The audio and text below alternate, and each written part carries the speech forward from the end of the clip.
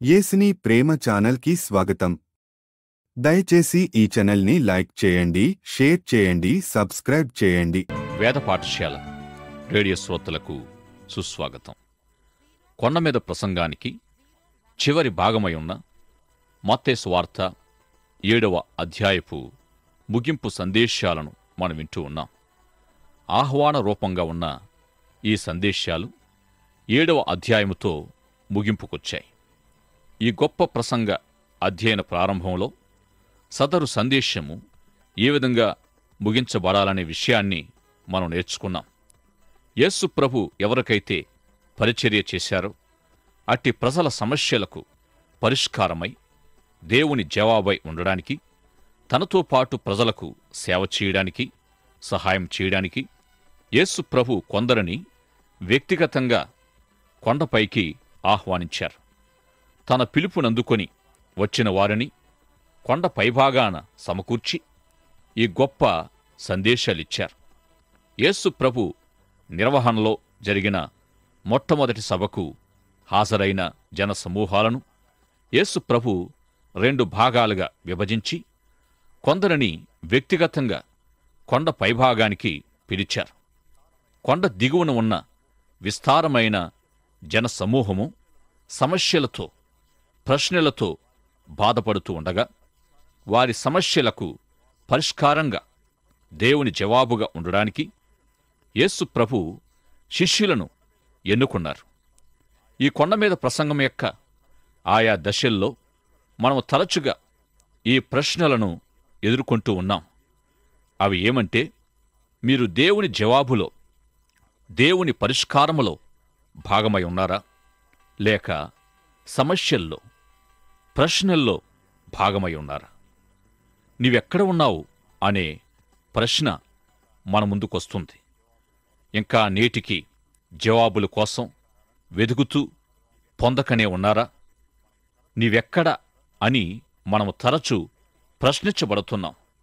అయితే ఈ ప్రశ్నలకు జవాబుగా మనము దేవుని కృపను బట్టి నేను అన్నిటికీ పరిష్కారాలు పొందాను, అన్ని ప్రశ్నలకు ఇంచుమించుగా జవాబులు పొందాను, నేను కూడా కొండ దిగువన ఉన్న సమస్యల పరిష్కారానికి, జవాబులకు భాగమై ఉండగోరుతున్నానని చెప్పగలిగిన వారికి మిగిలిన 6-7 అధ్యాయాల సందేశమంతా వర్తిస్తుంది. యేసుక్రీస్తునందు విశ్వాసముంచి వెంబడిస్తూ లోకానికి ఉప్పై, వెలుగై, దేవుని జవాబై, పరిష్కారమై ఉండగోరే వారికి చివరికి ఇంకొక ఆశ్చర్యకరమైన ఆహ్వానము ఇవ్వబడింది. ఈ ఆహ్వానం యొక్క గురి ఏమై ఉందంటే, నీవెట్టి పరిష్కారమై ఉన్నావు, ఎట్టి జవాబై ఉన్నావు, ఎట్టి శిష్యుడివై ఉన్నావు. ఈ ఆహ్వానము రక్షణ పొందడానికి అవిశ్వాసులకు ఇవ్వబడే ఆహ్వానం కాదుగాని, కొండ దిగువన ఉన్న పరిచర్య నిమిత్తమై శిష్యులకివ్వబడిన ఆహ్వానమై ఉందని మనము గ్రహించాలి. మిశ్రిత జనసమూహం అంతటికీ ఈ ఆహ్వానము ఇవ్వబడలేదు. ఆ జనసమూహాల్లో కొంతమంది విశ్వాసులున్నారు, మరికొందరు అవిశ్వాసులున్నారు.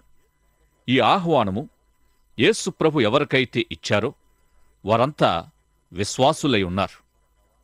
నీవు రక్షించబడ్డావా లేదా అని ప్రశ్నించడం ఈ ఆహ్వానం యొక్క ఉద్దేశము కాదు గాని, నీవెట్టి శిష్యుడవు లేక నీవెట్టి పరిష్కారముగా ఉన్నావు అని అడగడమే ఈ ఆహ్వానం యొక్క ఉద్దేశమై ఉంది. ఎందుకంటే ఇక్కడ సమస్యల పరిష్కారము, క్రీస్తు శిష్యరికము అనే దాంట్లో 2 అవకాశాలున్నాయి. మొదటిగా అనేకులు, కొందరు అనే విభాగము కనిపిస్తుంది. ఇక్కడున్న అనేకులు తలంచేదేమిటంటే, పరిష్కారానికి జవాబుగా, ఉప్పుగా, వెలుగుగా ఉండడానికి తేలికైన మార్గం ఉందని వెతుకుతారు. నిజానికి ఇలాంటివారు ఎప్పటికీ పరిష్కారము కాజాలరు. వారు నిజమైన ఉప్పుగా, వెలుగుగా ఉండలేరు. శక్తిహీనమైన తేలిక మార్గాల్లో వెళ్ళే ఈ అనేకులను మనం పరిశీలించినప్పుడు అట్టి తేలిక మార్గాన్ని వెంబడించరాదని నువ్వే అనుకుంటావు. ఇక కొందరు అనే వారిని చూడండి. వీరెప్పుడూ తేలిక విధానాలను నమ్మరు. తేలిక విధానాన్ని విశాల మార్గము గుండా అందుకోవచ్చని అనేకులు నమ్ముతారు.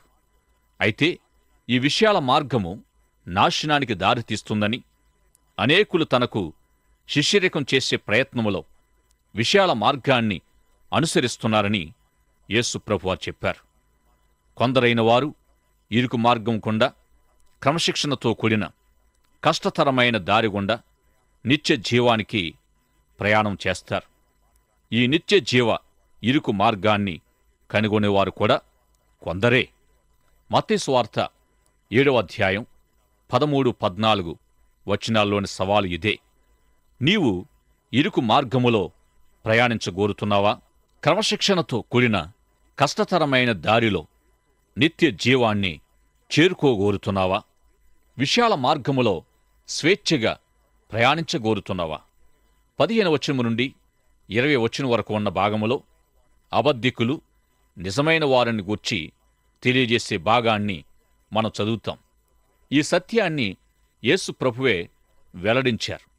ఎవరు అబద్ధికులో ఎవరు నిజమైన వారో యేసు ప్రభుకు బాగా తెలుసు. చాలామంది ఇదే తమకు జీవనోపాధి అన్నట్టు ఎంతోమంది అబద్ధికులు, వేషధారులు ఇక్కడున్నారు అని సంఘాల్లో, పరిచర్య ప్రదేశాల్లో అంటూ ఉంటారు. పాస్టర్ గారు, ఈ సంఘం నిండా వేషధారులండి, అందుకే నాకీ సంఘమంటే ఇష్టము లేదు అంటారు. వేషధారుల్ని పరిశీలించి పట్టుకోవడంలో ఈయన చాలా నిపుణుడు అన్నట్టే మాట్లాడతారు. అయితే క్రీస్తు శిష్యుడను అని చెప్పుకున్నంత మాత్రాన క్రీస్తు శిష్యులం అవునో కాదో మనకు తెలియదు. కాని ఎవరు అబద్ధికులు, ఎవరు వాస్తవమైన వారు అనేది యేసు ప్రభువుకు బాగా తెలుసు. ఈ విధంగా మనము నిజమైన శిష్యులమా కాదా అనేది మనమట్టుకు మనం తెలుసుకోవాలి. నీవు నిజమైన శిష్యుడివా కాదా అనేది నీకు నీవే తెలుసుకోవాలి. ఆ మిశ్రిత జనసమూహమంతటికీ శిష్యరికపు ఆహ్వానము ఇవ్వబడలేదు. అబద్ధ ప్రవక్తలను గూర్చి జాగ్రత్తపడుడి. వారు గొర్రెల చర్మములు వేసుకొని మీ యొద్దకు వత్తురు, కాని వారు లోపల క్రూరమైన తోడేళ్ళు. వారి ఫలముల వలన మీరు వారిని తెలుసుకుందురు. ముండ్ల పొదలలో ద్రాక్ష పండ్లనైనను, పల్లేరు చెట్లను, అంజూరపు పండ్లనైనను కొయ్దురా? అలాగుననే ప్రతి మంచి చెట్టు మంచి ఫలములు ఫలించును, పనికి మాలిన చెట్టు కాని ఫలములు ఫలించును. మంచి చెట్టు కాని ఫలములు ఫలింపనేరదు, పనికి మాలిన చెట్టు మంచి ఫలములు ఫలింపనేరదు. మంచి ఫలములు ఫలింపని ప్రతి చెట్టు నరకబడి అగ్నిలో వేయబడును. కాబట్టి మీరు వారి ఫలముల వలన వారిని తెలుసుకొందురు. ఈ వాక్య భాగము ఎంతో సవాలు, హెచ్చరికతో కూడినదై ఉంది. ఈ వాక్య భాగము ద్వారా సంఘము ఏమి కానుందో ప్రభు ముందుగానే తెలియజేశారు. ఆయా దశల్లోని సంఘ చరిత్రను మనం పరిశీలించినట్టయితే మన విశ్వాసానికి ఒక సవాలు కాగలదు. ఆయా దశల్లోని సంఘము చీకటి స్థితిలో, తప్పుడు అభిప్రాయాల్లో కొనసాగింది.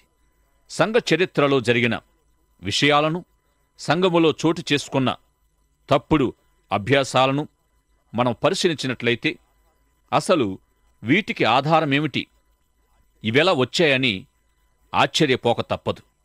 యేసుక్రీస్తు నామములో అలాంటి అభ్యాసాలు వారెలా చేయగలిగారు? వాక్యానుసారము కాని తప్పుడు విషయాలను జరిగించే వ్యవస్థ దేవుని సంఘమని పిలువబడవచ్చా? అయితే ముందుకు సంఘం ఈ విధంగా కానున్నదని తెలిసిన ప్రభు అబద్ధ ప్రవక్తలను గూర్చి మరియు పనికిమాలిన చెట్టు, తోడేళ్ళు మొదలైన ఉదాహరణలతో తెలియజేశారు. మనమట్టుకు మనము నేను నిజమైన శిష్యుడినా, శిష్యురాలునా కానా అనే విషయం ఆలోచించుకోవాలి, ప్రశ్నించుకోవాలి. పౌలు కొరింథీయులకు రాసిన 2వ పత్రిక 13వ అధ్యాయం 5వ వచనములో మీరు విశ్వాసము గలవారయున్నారో లేదో మిమ్మును మీరే శోధించి చూచుకునుడి, మిమ్మును మీరే పరీక్షించుకునుడి, మనలను మనము పరీక్షించుకొనాలని లేఖనము ద్వారా హెచ్చరించబడుతున్నాం. దేవుని కృపను బట్టి మనము నిజమైన క్రీస్తు శిష్యులమా? దేవుని కృపను బట్టి క్రీస్తు మనలోనున్న అనుభవాన్ని పొందామా?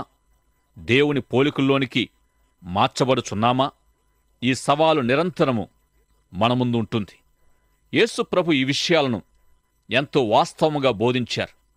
ముండ్ల పొదల్లో ద్రాక్ష పండ్లనైనను, పల్లేరు చెట్లను, అంజూరపు పండ్లనైనను కొయ్దురా?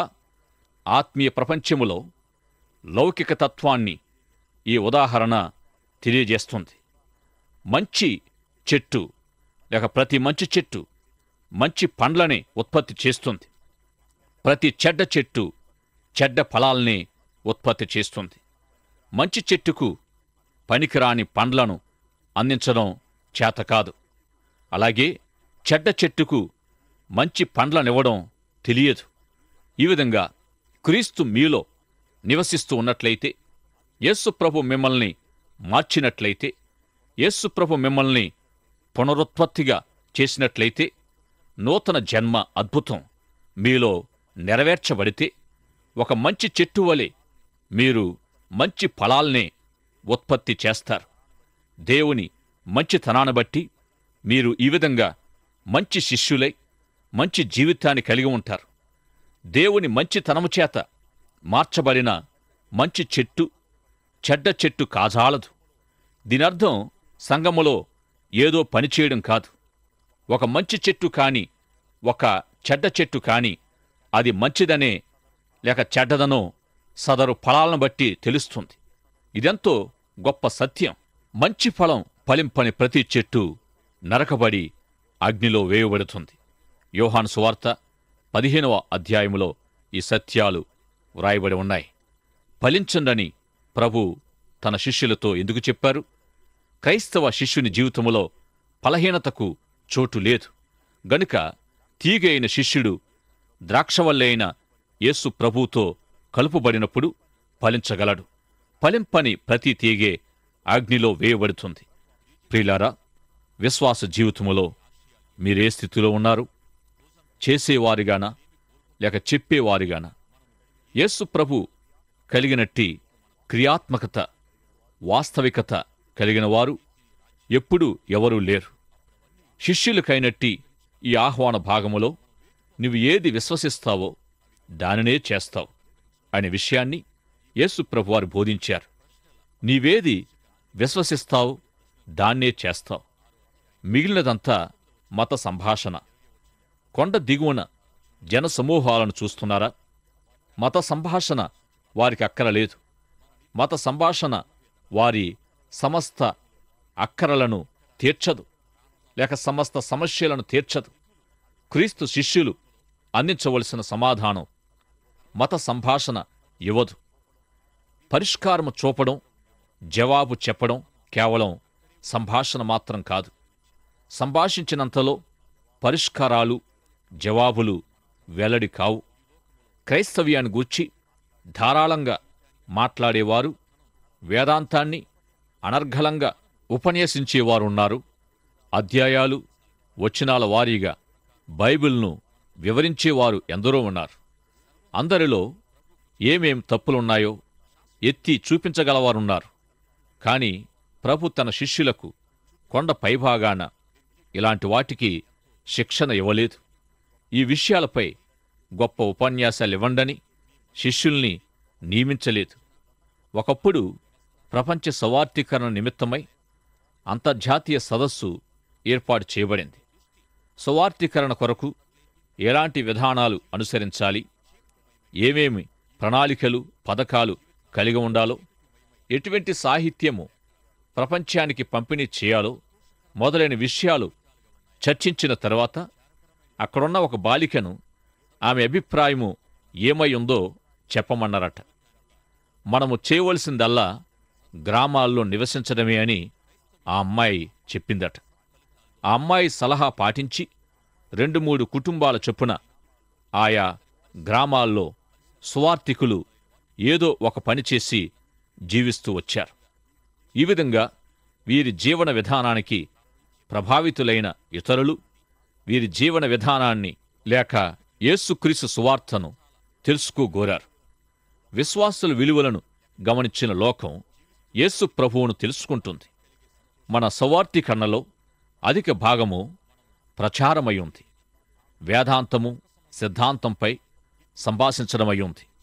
నికోదేము వలె వేదాంతములో సిద్ధాంత ప్రబోధలో బహుశా మనలో అనేకులు నైపుణ్యం కలిగి ఉన్నారు.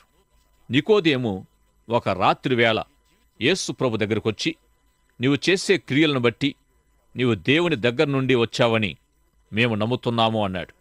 అంటే నీవు చెప్పే మాటలు నీ మత సంభాషణతో కాక నీ క్రియలను బట్టి, నీ జీవన విధానాన్ని బట్టి నిన్ను మేము నమ్ముతున్నాము అన్నట్టు చెప్పాడు.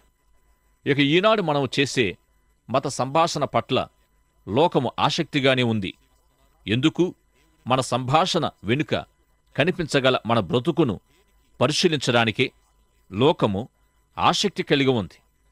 ప్రభువా ప్రభువా అని నన్ను పిలుస్తున్న ప్రతి ఒక్కరూ నా రాజ్యములో చేరరు, గాని నా తండ్రి చిత్త ప్రకారం చేసేవారే నా రాజ్యములో ప్రవేశిస్తారని యేసు ప్రభువారు చెప్పారు.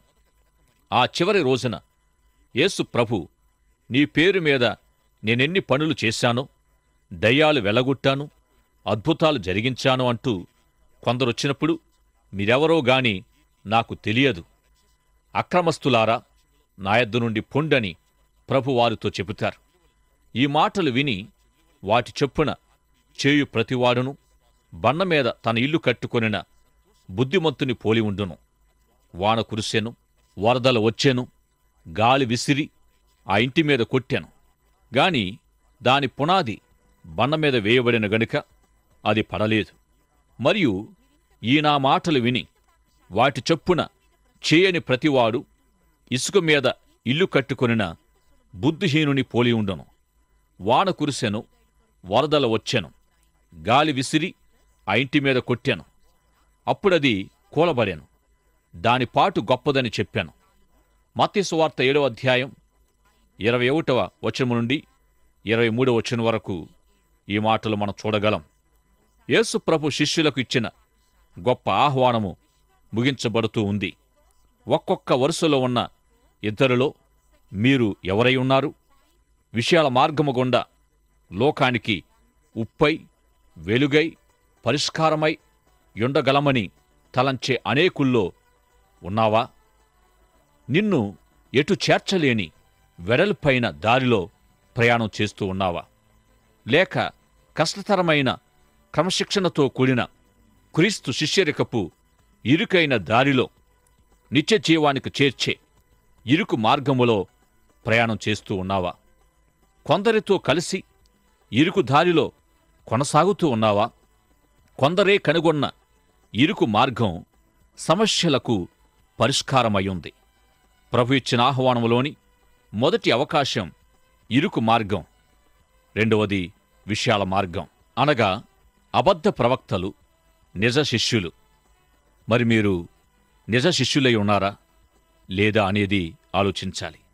చివరగా మీరు చేసేవారిగా ఉన్నారా లేక చెప్పేవారిలో మాత్రమే ఉన్నారా? ఇక చివరగా కొంతమంది ప్రభు దగ్గరకొచ్చి తమ జీవితాన్ని గూర్చి 3 మాటల్లో క్రోడీకరించి చెబుతారు.